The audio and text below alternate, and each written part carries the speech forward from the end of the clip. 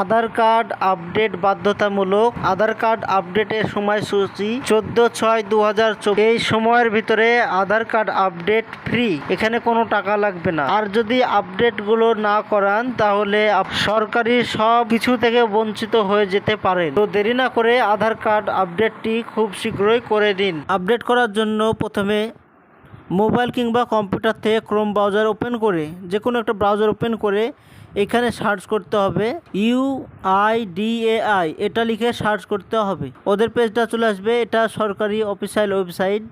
আধার কার্ডের অফিসিয়াল পেজটি ওপেন হয়ে গেছে। এটা হচ্ছে সরকারি অফিসিয়াল ওয়েবসাইট। এখান থেকে আধার কার্ডের সব কিছু করা যায়। তো এইখানে আপডেট করার জন্য নিচের দিকে চলে আসতে হবে।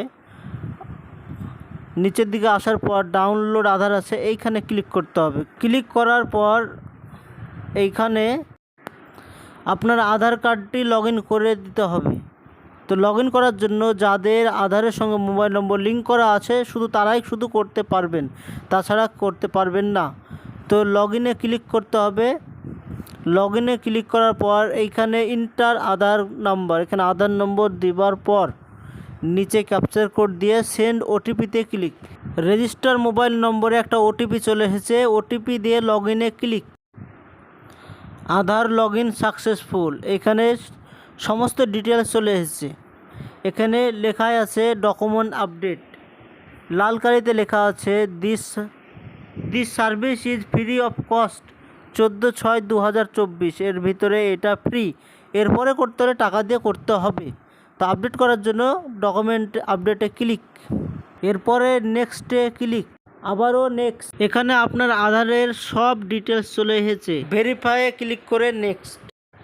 এখানে আপনার যে কোনো একটা ডকুমেন্টস আপলোড করতে হবে, যে কোনো একটা ডকুমেন্টস, হয়তো বা ভোটার কার্ড দিয়েই করতে পারেন। তো যেটা দিয়ে করবেন 2 MBর কম।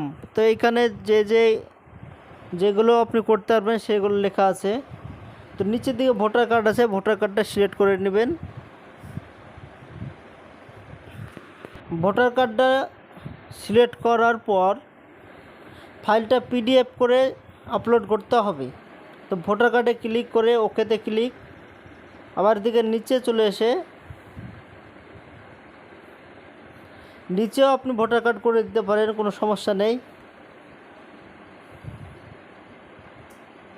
এখানে ভোটার কার্ডে ক্লিক, ওকেতে ক্লিক, এরপরে ভিউ ডিটেলসে ক্লিক করার পর কন্টিনিউ আপলোড।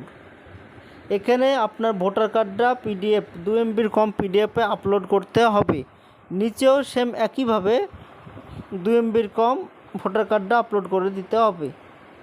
তারপর নিচের দিকে ক্লিক করার পর নেক্সটে ক্লিক করলে আপনার আধার আপডেট হয়ে যাবে, এটাই সাকসেসফুল হয়ে যাবে। তো এটাই ছিল আজকের ছোট্ট ভিডিও।